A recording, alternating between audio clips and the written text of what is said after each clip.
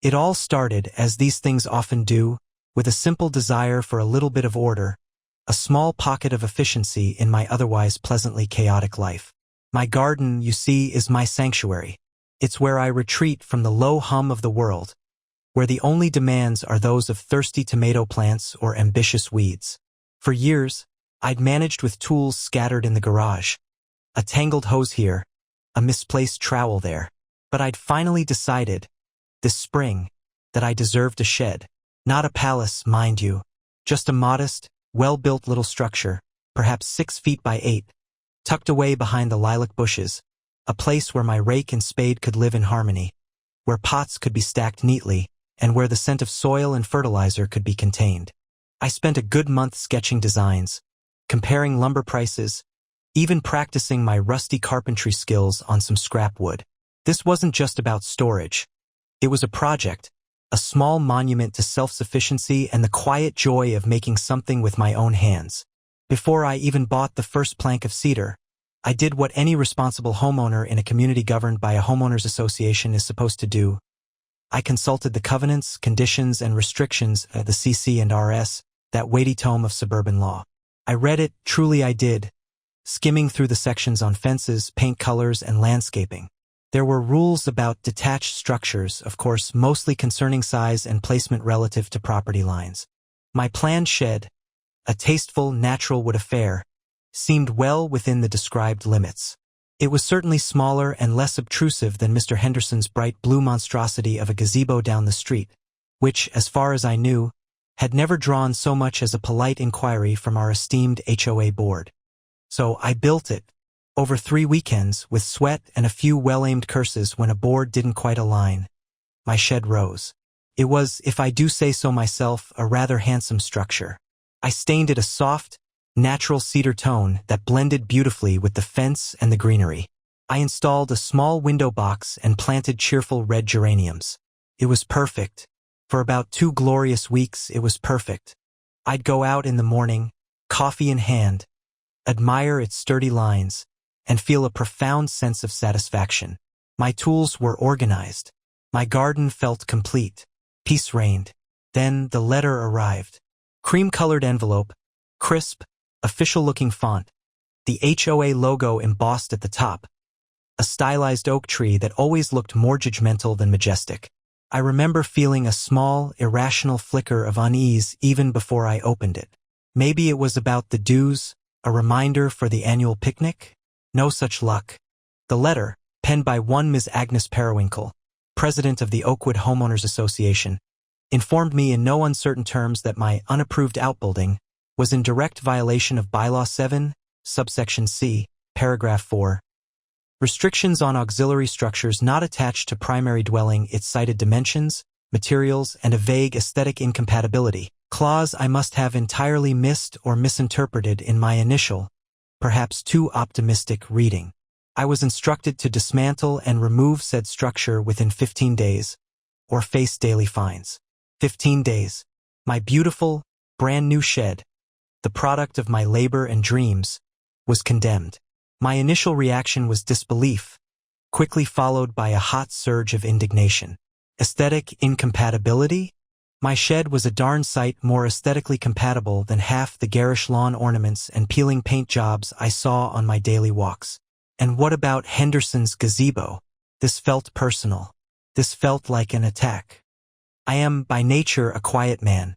I teach local history at the community college, not a field known for producing confrontational personalities.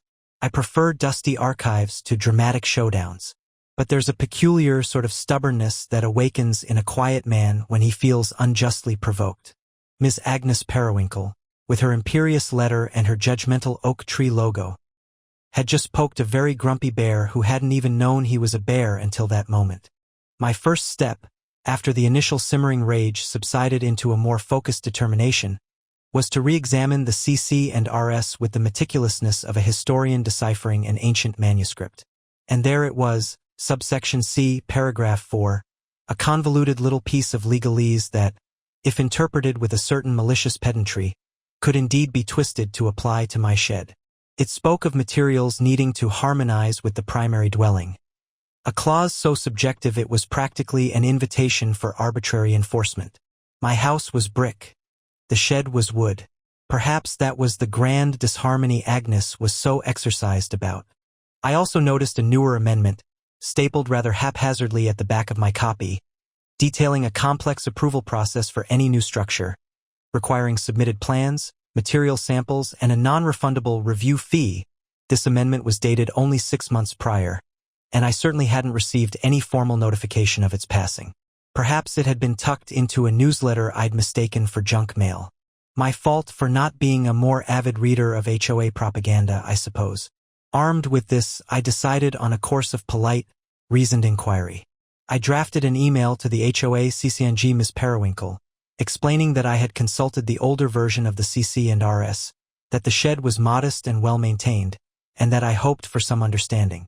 I even attached photos showcasing its sylvan charm.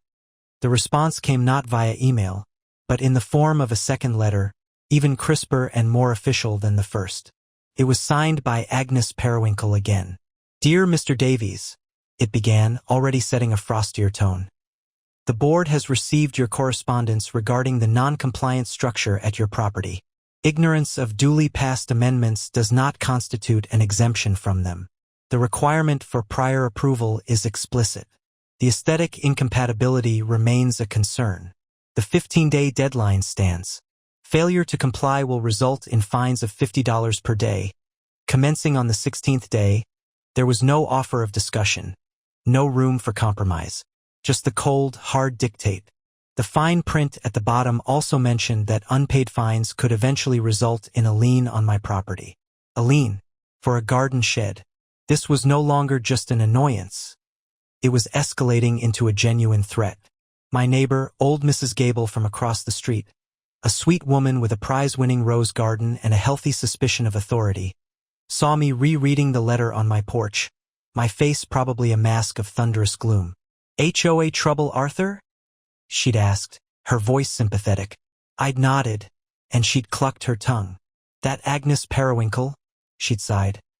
"Rules with an iron fist in a velvet glove, though the velvet's worn a bit thin these days. She tried to make George Henderson repaint his gazebo beige last year. He told her where she could stick her beige paint, but he's got a bit more bluster than most of us." Her words, meant to be comforting, only solidified my resolve. I wasn't George Henderson. I didn't have his bluster, but I had a growing conviction that I was in the right, or at least, that the HOA was in the wrong. The thought of dismantling my shed under duress, of bowing to this petty tyranny, filled me with a leaden sense of injustice. I started to think less about saving the shed and more about the principle of the thing. This wasn't just about wood and nails anymore. It was about not being pushed around. My appeal to the HOA board was, I felt, a masterpiece of reasoned argument and suppressed outrage. I spent an entire weekend preparing for it, treating it like a doctoral defense.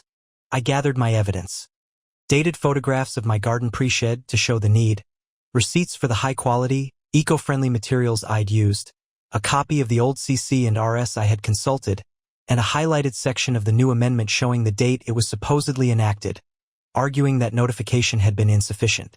I even prepared a short, eloquent speech about community harmony and the spirit, rather than the letter of the law. The meeting was held in the community clubhouse, a sterile room with uncomfortable plastic chairs and fluorescent lighting that cast a sickly pallor on everyone. Agnes Periwinkle presided, naturally, seated at the head of a long table, flanked by 2 other board members who looked either bored or intimidated.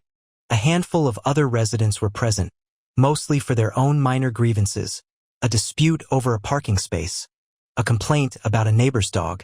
I was clearly the main event. When my turn came, I stood, cleared my throat, and presented my case. I spoke calmly, laying out my points one by one. I showed them the pictures. I emphasized the shed's unobtrusive nature, its aesthetic appeal, in my humble opinion, and my willingness to, perhaps, plant some additional shrubbery to further screen it if that was a concern. I concluded by respectfully requesting they reconsider their decision. Agnes listened, her expression unreadable, her fingers steepled. When I finished, there was a brief, uncomfortable silence. Then, she spoke, her voice smooth and cool. "Mr. Davies," she said, "while the board appreciates your presentation, the fact remains that you did not seek prior approval as required by the current, duly ratified bylaws. The aesthetic concerns, as determined by the Architectural Review Committee, which, I might add, consists of myself and Mr. Henderson, who surprisingly agreed on this matter, are valid. The primary dwelling is brick. The auxiliary structure is wood. This creates a visual dissonance. I nearly choked. Henderson, siding with her? The man with the bright blue gazebo? The irony was almost painful. Furthermore, she continued, a faint smirk playing on her lips, rules are rules, Mr. Davies. If we make an exception for you, where would it end? Anarchy? Sheds painted psychedelic colors? People raising livestock? We must maintain standards. The two other board members nodded dutifully. My appeal was, in a word, denied. The original deadline and the threat of fines remained firmly in place. I walked out of that clubhouse feeling a potent mixture of fury and helplessness. The system was rigged. Agnes Periwinkle clearly enjoyed her little fiefdom, and I was just another peasant to be summarily dismissed. The fines would start in a week. I saw her the next day, power walking past my house, her gaze lingering on my shed with an air of triumph. That look, more than anything, galvanized me. It wasn't just about a shed anymore. It was about Agnes Periwinkle's smug, self-satisfied face. The dismantling of the shed was a grim affair. Each nail I pried loose, each board I carefully stacked, felt like a small defeat. Sarah, my immediate neighbor to the left, a sensible software engineer in her late 30s who'd once had a protracted battle with the HOA over the color of her front door. She wanted teal. They insisted on beige, eggshell, or taupe. Watched with a sympathetic expression from her kitchen window. She brought over a pitcher of iced tea as I was wrestling with the roof joists. "Don't let her get you down, Arthur," she said. Agnes, sorry, force of habit from when she was just Brenda from 2 streets over before her ascent to power, lives for this stuff. She once tried to fine old Mr. Abernathy because his wind chimes were, and I quote, creating auditory pollution disruptive to neighborhood serenity. We shared a grim laugh. The shed was gone by nightfall, leaving a conspicuous rectangular patch of flattened grass where it once stood. The geraniums from the window box sat forlornly in a temporary pot. Every time I looked out my kitchen window, the absence of the shed was like a missing tooth, a constant, irritating reminder of my capitulation. But as the days passed, the anger didn't fade. It simmered, transforming into a different kind of energy. A stubborn, investigative sort of energy. I teach history, as I mentioned. I'm used to digging through obscure texts, looking for patterns, for overlooked details, for the leverage points in past events. If Agnes Periwinkle wanted to play by the rules, then I would learn every single rule, every forgotten codicil, every arcane footnote in that cursed CC&R document, and every other ordinance that governed our little patch of suburban earth. My evenings, once spent tending my garden or reading novels, were now dedicated to a new kind of research. I scoured the HOA website, which was a poorly designed relic from the early 2000s. I downloaded every meeting minute, every newsletter, every financial report they had reluctantly made public. Then I broadened my search. County ordinances, state statutes, even federal guidelines. I was looking for something, a loophole, an oversight, forgotten right. My background, my quiet passion, had always leaned towards local ecology. I'd given lectures on the indigenous flora and fauna of our region before European settlement. I knew, for instance, about the protections afforded to certain wetlands or the regulations concerning the removal of heritage trees. And that's when the first glimmer of an idea sparked. I remembered reading an article some years ago about a man who, frustrated with city ordinances preventing him from building a tall fence for privacy, had instead cultivated a dense, incredibly tall bamboo hedge, which, being a plant, wasn't subject to the same height restrictions as a fence.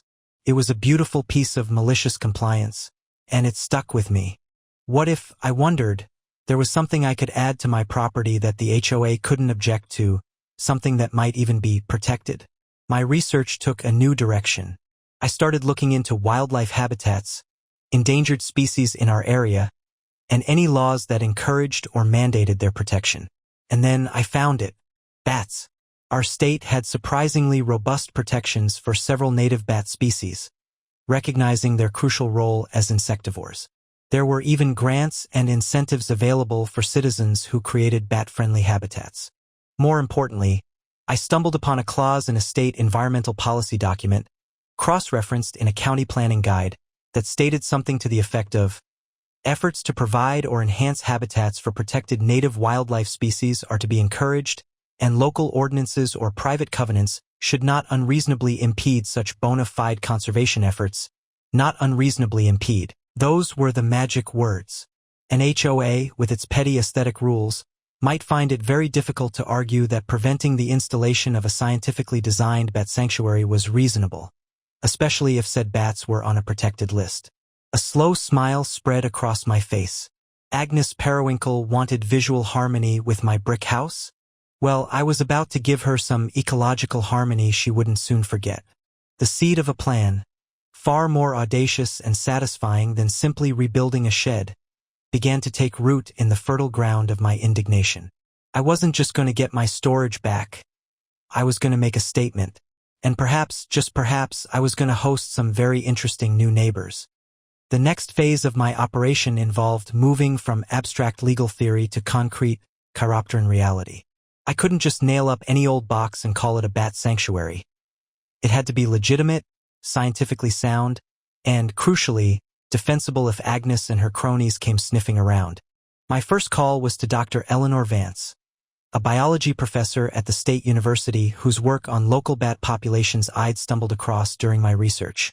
I explained my situation, omitting the full extent of my feud with the HOA, framing it more as a proactive desire to contribute to local conservation efforts while navigating some tricky neighborhood guidelines.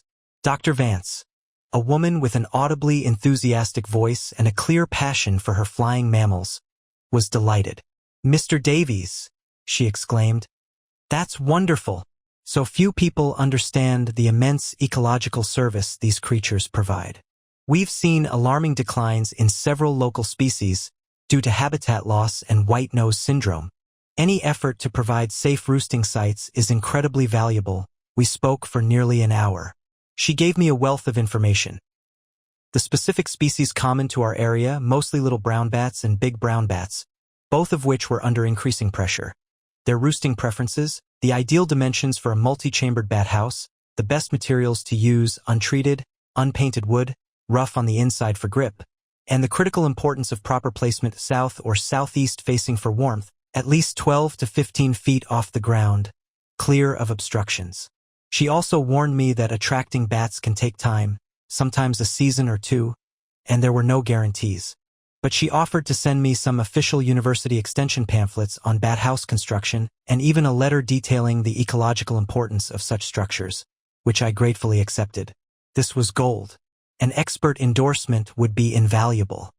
Armed with Dr. Vance's advice and a growing sense of mischievous excitement, I began to design my bat conservation tower, as I was starting to call it in my head. It wouldn't be a single, small box. Oh no. If I was going to do this, I was going to do it properly.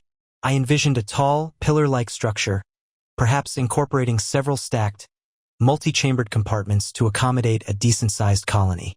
It would need to be sturdy to withstand the weather and high enough to meet the bat's preferences.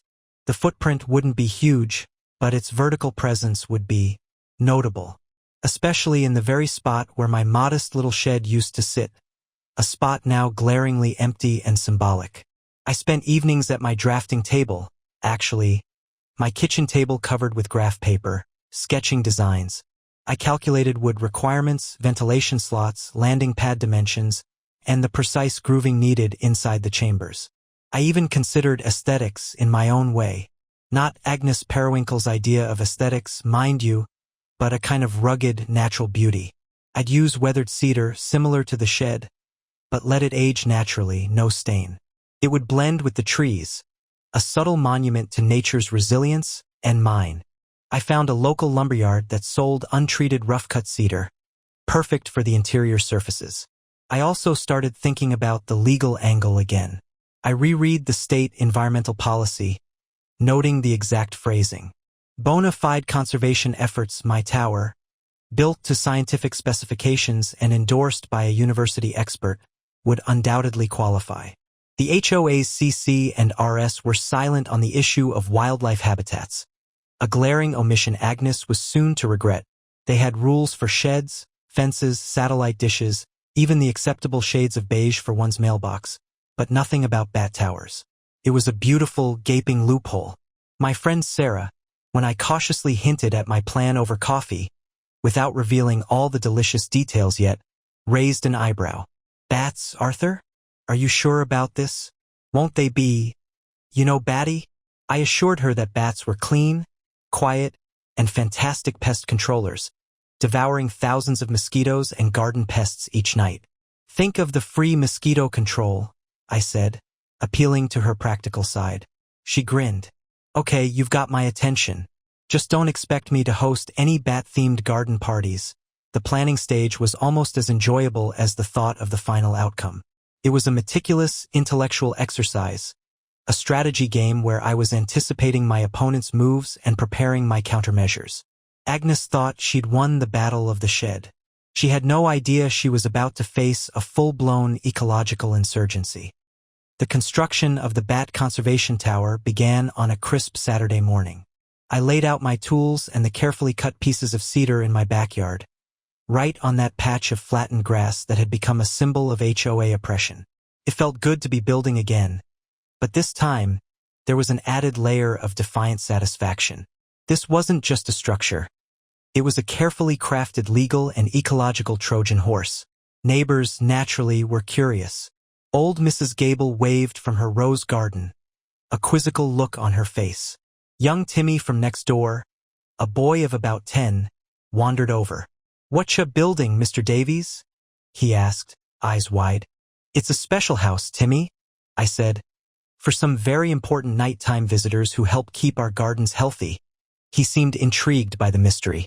Sarah, true to her word, watched my progress with an amused smirk from her deck, occasionally offering a thumbs up. I worked methodically, following Dr. Vance's guidelines to the letter. The interior surfaces of the chambers were scored horizontally to give the bats good purchase. The chambers themselves were narrow, just the way bats like them, 3/4 to 1 inch wide. I ensured proper ventilation near the bottom and top of each section. The wood was untreated, as specified, to avoid any harmful chemicals. The tower grew taller with each passing day. It wasn't a shed, that was clear. It was more like a rustic obelisk, about 2 feet square at the base and planned to rise a good 14 feet into the air once mounted on its pole. It had multiple entry slits near the bottom of each compartment. It looked purposeful, and, if I dared say so, rather impressive in its own rugged way. Of course, it didn't escape the notice of Agnes Periwinkle. On the second day of construction, I saw her distinctively brisk walk pause at the end of my driveway. She peered, her head tilted, for a good minute before continuing on, her pace slightly faster. I could almost feel the gears whirring in her head. Later that afternoon, one of the other board members, a nervous-looking fellow named Herbert, ambled by while walking his dog, a yappy chihuahua that looked as anxious as he did. "Interesting project you've got there, Arthur," he ventured, trying to sound casual. "Indeed, Herbert," I replied, not missing a beat. "An environmental enhancement initiative. Very beneficial for the local ecosystem." I offered no further details. Let them wonder. Let them fret. The final stage of construction involved sourcing a sturdy pole and securely mounting the tower. I opted for a heavy-duty steel pole, sunk 3 feet into the ground with concrete, ensuring it could withstand any wind. Lifting the multi-chambered cedar tower onto the pole was a 2-person job, and Sarah, bless her practical heart, offered to help. Together, we wrestled it into place, bolting it securely. It stood tall and proud, facing southeast, perfectly positioned to catch the morning sun, just as Dr. Vance had recommended. I even affixed a small, discreet, professionally engraved sign I'd ordered online. It read, "Oakwood Bat Conservation Sanctuary, Protected Native Species Habitat. Please do not disturb." I felt a surge of triumph looking at it. It was solid, it was scientifically sound, and it was, in its own way, beautiful. It was also, I suspected, going to cause Agnes Periwinkle to have an apoplectic fit. I didn't have to wait long. The very next morning, as I was enjoying my coffee and admiring my handiwork, the tower casting a long, defiant shadow in the early light, I saw Agnes marching down the sidewalk with a determined stride. She didn't even pause at the end of the driveway this time. She came right up to the edge of my lawn, her arms crossed, staring at the tower. Her face was a delightful study in controlled fury. I gave her a polite nod. She ignored it. An hour later, the official-looking cream envelope was in my mailbox. This one felt heavier, somehow angrier than the shed letters. It was a formal notice of violation. Unapproved structure and nuisance. It demanded the immediate removal of the oversized and unsightly birdhouse or similar decorative apparatus, their charming description, within 7 days, citing violations of aesthetic guidelines, rules against unusual structures, and a general catch-all clause about maintaining neighborhood harmony. The fines threatened were double those for the shed. They clearly thought they had me. They thought this was just another shed, another act of defiance they could quash with their usual bureaucratic bludgeoning. They had no idea what they were really up against. I almost felt a pang of pity for them. Almost. The unveiling of my counteroffensive was, I admit, something I savored. I didn't rush to respond to Agnes's latest fulmination. I let her and the HOA board stew in their self-righteous indignation for a full 24 hours. I imagined them congratulating themselves on their swift action, their unwavering commitment to beige conformity. Then I composed my reply. It was a model of polite, unassailable logic. I addressed it to Ms. Periwinkle and the entire HOA board of directors. Dear Ms. Periwinkle and members of the board, I began. Thank you for your correspondence dated date. Regarding the structure recently installed on my property, I believe there has been a misunderstanding. The installation is not a birdhouse or similar decorative apparatus, nor is it unsightly or unusual in the context of its intended purpose. It is, in fact, a scientifically designed bat conservation sanctuary, intended to provide a safe roosting habitat for native bat species, which, as you may know, are vital to our local ecosystem and are subject to certain state and county protective considerations. I then went on to quote verbatim the relevant sections from the state environmental policy and the county planning guide regarding the encouragement of such habitats and the restriction against unreasonable impediment by local ordinances or private covenants. I detailed the consultation I'd had with Dr. Eleanor Vance of the State University's Biology Department, mentioning her expertise and support for the project. And then the piece de resistance. I attached a copy of Dr. Vance's formal letter, printed on university letterhead, outlining the ecological benefits of bat sanctuaries, the specific needs of local bat species, and confirming that my structure appeared to meet the recommended guidelines for a bona fide conservation effort. I also included copies of the pamphlets she had sent, showcasing the scientific backing for the design. I concluded my letter with, given the clear ecological benefits and the supportive stance of state and county environmental policies towards such conservation initiatives, I am confident that the Oakwood HOA will appreciate the positive contribution this sanctuary makes to our community and environment. I trust this clarifies the nature and purpose of the structure and alleviates any concerns regarding its compliance with broader environmental stewardship goals. I look forward to the sanctuary becoming a valuable asset in controlling insect populations for the entire neighborhood. I signed it. Sincerely, Arthur Davies, concerned resident and amateur ecologist. I hand-delivered it to the HOA mailbox, imagining Agnes's face as she read it. The silence from the HOA for the next few days was deafening.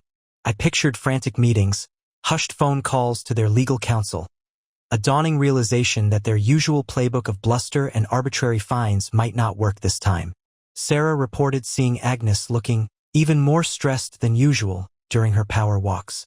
The air of smug certainty that usually radiated from her seemed to have dimmed considerably. Then, about a week later, another letter arrived. This one was different. It was still on the official HOA letterhead, but the tone had shifted subtly. It was less accusatory, more probing. It acknowledged receipt of my letter and accompanying documentation. It stated that the board was reviewing the information provided, and, Consulting with legal counsel to understand the implications of the cited state and county policies, however, it still maintained that the structure was visually disruptive and that they reserved the right to explore all available options to ensure adherence to community aesthetic standards. It was a classic bureaucratic non-answer, an attempt to sound firm while clearly backpedaling. They were stalling, trying to find a weakness in my argument. But I had been thorough. Dr. Vance's letter and the official publications were hard to argue against. The phrase, "not unreasonably impede," was my shield and my sword. What could be more unreasonable than preventing a scientifically valid effort to support protected wildlife, especially when it cost the HOA nothing and potentially benefited everyone by reducing pests? I felt a quiet confidence. They could explore all the options they wanted. I knew I was on solid ground. The visual disruption argument was subjective and weak when weighed against documented environmental benefits and potential legal protections for wildlife. The battle wasn't over, but the tide, I sensed, had definitely turned. My bat conservation tower stood tall, a silent, cedar-clad sentinel, waiting not just for bats, but for the HOA's next, increasingly desperate, move. The HOA's legal counsel, a local lawyer named Barry Jenkins, whom I vaguely knew as someone who sponsored a hole at the annual golf tournament, was probably not an expert in environmental law. I imagined him, initially, being as dismissive as Agnes. "Just tell him to take it down," he probably advised. "Cite the aesthetic clause. Threaten more fines," but after receiving my meticulously documented letter, complete with Dr. Vance's university-backed endorsement and the specific legal citations, Barry would have had to do some actual research. And that, I suspected, was where the HOA's case began to crumble. I pictured him hunched over his computer, searching for case law, for precedents, for any loophole they could use. He would have found, as I did, that while HOAs have broad powers, those powers are not absolute, especially when they conflict with higher state or county policies, particularly those related to environmental protection or protected species. The key was bona fide. My efforts were undeniably bona fide. A few more days of tense silence passed.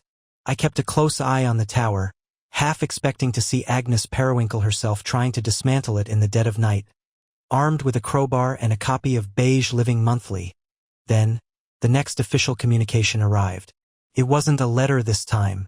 It was an email from Barry Jenkins himself, CCING Agnes and the board. It was worded very carefully, full of legalese, but the message between the lines was clear. They were treading on thin ice. Mr. Jenkins' email acknowledged the potential applicability of certain state and county environmental guidelines to my wildlife habitat structure. It stated that while the HOA maintained its position that the structure was not in keeping with the established aesthetic character of the Oakwood community, they were also mindful of their responsibilities under broader legal frameworks. It then went on to strongly advise against any precipitous action by the HOA that could be construed as interfering with a potentially protected wildlife habitat, particularly if said habitat were to become actively utilized by species afforded specific legal protections. It mentioned, almost as an aside, the significant penalties that could be incurred for disturbing or destroying active roosts of protected bat species. This was the turning point. The HOA's own lawyer was essentially telling them to back off. I could almost hear Agnes's teeth grinding from across the neighborhood. Her primary weapon, arbitrary enforcement of vaguely worded aesthetic rules, had been neutralized by a higher authority. Actual law backed by science. The email concluded by suggesting that the HOA should monitor the situation and reevaluate its position if the structure failed to attract the intended species within a reasonable time frame. A rather weak attempt to leave a door open for future action, but it was clear they knew they were beaten for now. I replied to Mr. Jenkins, CCNG Agnes and the board again, with a short, polite email. "Thank you, Mr. Jenkins, for your email and for the HOA's careful consideration of this matter. I appreciate your acknowledgement of the relevant environmental guidelines. I remain confident that the Bat Conservation Sanctuary will, in due course, serve its intended ecological purpose, benefiting our local environment. I will, of course, keep the HOA informed of any significant developments, such as the successful colonization of the sanctuary by our native bat species, The delicious subtext was, of course, that once bats moved in, the sanctuary would become even more untouchable. Agnes must have been incandescent with rage. Her power, so absolute in the realm of shed permits and paint colors, had been neatly circumvented. I had used her own beloved rules-based system against her, finding a bigger, better set of rules that trumped hers. The beauty of it was that I hadn't broken any laws or HOA covenants. I had simply found ones they hadn't anticipated and couldn't override. The Great Shed War had evolved, and I was winning. My quiet little corner of suburbia had become a battleground, and my weapon of choice was a 14-foot cedar tower, waiting patiently for its nocturnal occupants. The official retreat of the HOA was not marked by a white flag or a formal apology. Agnes Periwinkle would sooner have painted her own house psychedelic purple. Instead, it was characterized by a stony silence. The threatening letters stopped. The passive-aggressive drive-bys by board members ceased. My bat conservation tower stood, unmolested, a quiet monument to my victory. Now all I had to do was wait for the bats. Dr. Vance had warned me it could take time. Bats are creatures of habit, and they don't just move into the first available real estate. They needed to discover it, investigate it, and deem it suitable. So I waited. I kept the area around the base of the tower clear, as recommended. I avoided using any pesticides in my garden, making it an even more attractive foraging ground. Evenings took on a new ritual. Just before dusk, I'd sit on my porch with a cup of tea, watching the sky, hoping to see the telltale erratic flight of a bat investigating my offering. Weeks turned into a month, then 2. My garden flourished, perhaps benefiting from the absence of pesticides, but the tower remained stubbornly unoccupied. Sarah would ask, "Any tenants yet, Arthur?" And I'd shake my head, trying to sound more patient than I felt. Agnes Periwinkle, I noticed, had started to regain some of her old swagger. I occasionally caught her looking at the tower with a speculative glint in her eye, as if she were counting down the days until Mr. Jenkins' reasonable time frame expired. I knew the HOA was hoping it would fail. An empty bat house, after a year or two, might be easier to argue against, even with Dr. Vance's letter. The unspoken threat hung in the air. Then, one warm evening in late July, as the twilight deepened and the first stars pricked the velvety sky, I saw it. A flicker of movement near the top of the tower. Then another. My heart leaped. I grabbed my binoculars, my hands trembling slightly. There, silhouetted against the fading light, were 3 small, dark shapes circling the tower, then disappearing into one of the entry slits. Bats. They had found it. I watched, spellbound, for nearly an hour as more bats arrived. A silent, aerial ballet. It wasn't a huge colony yet, maybe a dozen or so. But they were there. They had chosen my sanctuary. The sense of triumph was immense, far exceeding the simple satisfaction of having built the shed. This was bigger. This was real. The next morning I went out early. There, on the small landing platform I'd built below the entry slits, were the unmistakable signs. A scattering of tiny, dark droppings, guano. Proof positive. My tower was officially an active bat roost. I immediately drafted another email, this one addressed to Mr. Jenkins, CCING Agnes, and the board. "Dear Mr. Jenkins and members of the board," I wrote, my fingers flying across the keyboard. "I am delighted to inform you that the Oakwood Bat Conservation Sanctuary is now officially occupied by a colony of native bats, likely little brown bats, which, as you know, are a species of conservation concern in our state. This development confirms the sanctuary's efficacy as a bona fide wildlife habitat. Given their protected status, particularly now that they are actively roosting, I trust the HOA will continue to respect the sanctuary's importance and ensure it remains undisturbed, in accordance with state and county environmental regulations. I consider this a wonderful success for our local ecosystem." The politeness was almost suffocatingly sweet. I hit send with a flourish. Agnes Periwinkle's response was, predictably, silence. But I saw her the next day. Her power walk was noticeably less powerful. Her face, when she glanced at my tower, now a legally protected, occupied wildlife habitat, was a mask of impotent fury.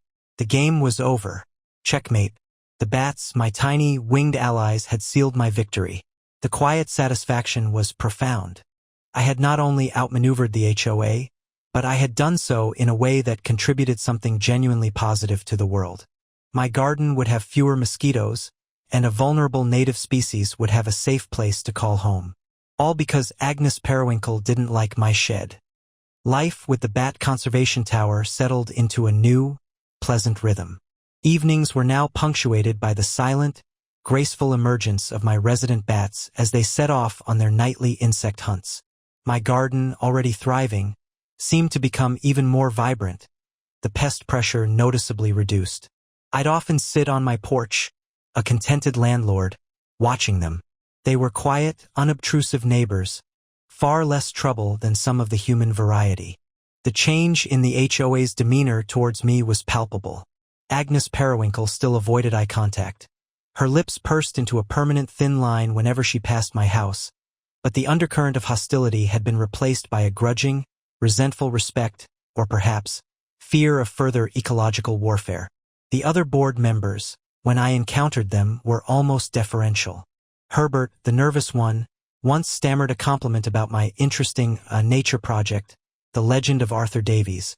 The mild-mannered history teacher who took on the HOA with a bat tower and won, spread through the neighborhood.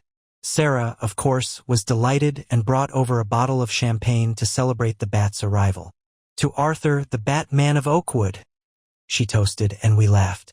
Other residents, emboldened by my success, started to subtly push back against some of the HOA's more ludicrous restrictions.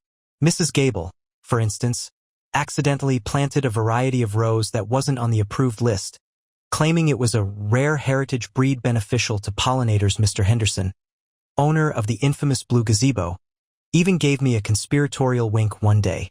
The reign of beige tyranny was, if not over, certainly facing a popular uprising. At the next HOA annual meeting, there was a noticeable shift. Several new candidates ran for the board, campaigning on platforms of more reasonable governance and less arbitrary enforcement. Agnes Periwinkle retained her presidency, but her majority on the board was slimmer, her pronouncements less imperious. The mood was less one of fearful obedience and more of watchful engagement. My bat tower, of course, was not mentioned. It stood as a silent testament to the limits of petty power. My reflections on the whole affair were complex. It had been stressful, time-consuming, and at times, deeply frustrating. But it had also been incredibly empowering. I had discovered a resilience and a strategic acumen I hadn't known I possessed. I learned that knowledge of rules, of rights, of obscure ecological facts could be a formidable weapon against bullying and bureaucracy. The irony was delicious. The HOA, in its zeal to crush my humble garden shed, had inadvertently gifted me a far more prominent, legally invulnerable, and ecologically significant structure. Poetic justice, served cold with a side of guano.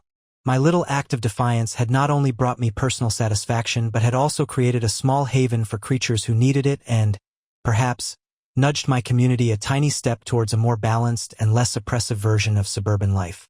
And so, if you ever find yourself up against a seemingly insurmountable wall of arbitrary rules and unyielding authority, remember the story of the shed that became a sanctuary. Do your research. Understand the system. Look for the overlooked clauses, the forgotten amendments, the higher principles that can be leveraged. Sometimes the most effective way to fight back isn't with anger or aggression, but with quiet determination, a well-thought-out plan, and perhaps a little help from the natural world. You might be surprised at what you can achieve. And who knows, you might even end up with some fascinating new neighbors.